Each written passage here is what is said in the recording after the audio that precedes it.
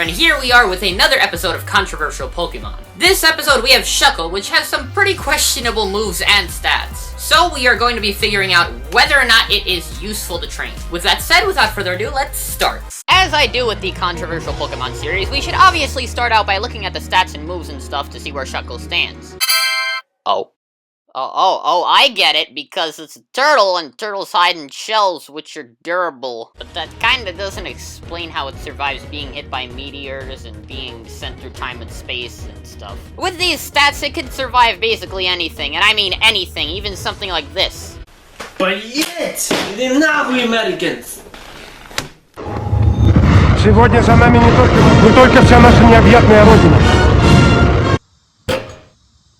Wow. But anyway, Shuckle's only really viable stats are defense and special defense, with everything else basically being at the level of Sunkern. However, defense here is at the max of any Pokemon, it being at 230 for both physical and special variants. Its third highest stat is HP at 20, and lowest is 5. That is speed. Also because it's a turtle. The defenses though can max out at 614 each, making even extremely powerful attacks like Hyper Beam do a minuscule sliver of damage. Oh yeah, it also has good stamina.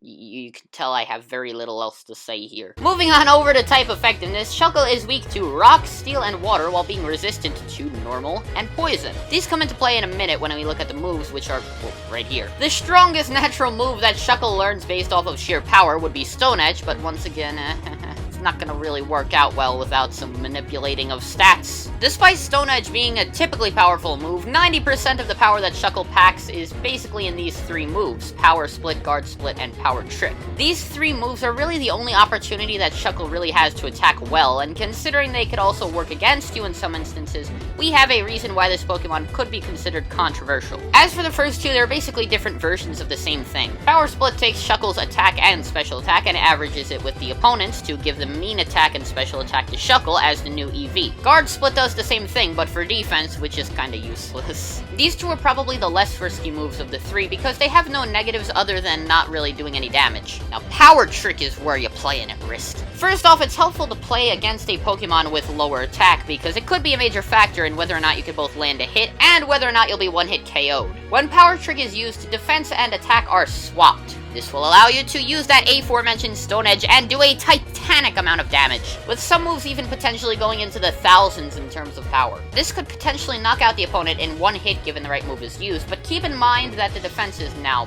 this. And that's bad. They'll probably one-hit KO you first because of that speed also. However, there are a few items that you could equip that would give you a fair chance of withstanding an attack like that. The first of which would be a Quick Claw, which gives you a chance of maybe hitting the opponent first, but this is only really if you want to play it risky on the riskiest move that Shuckle has. There's actually a lot of circumstantial stuff with this move, so I'll just give a guide to you. Here you go.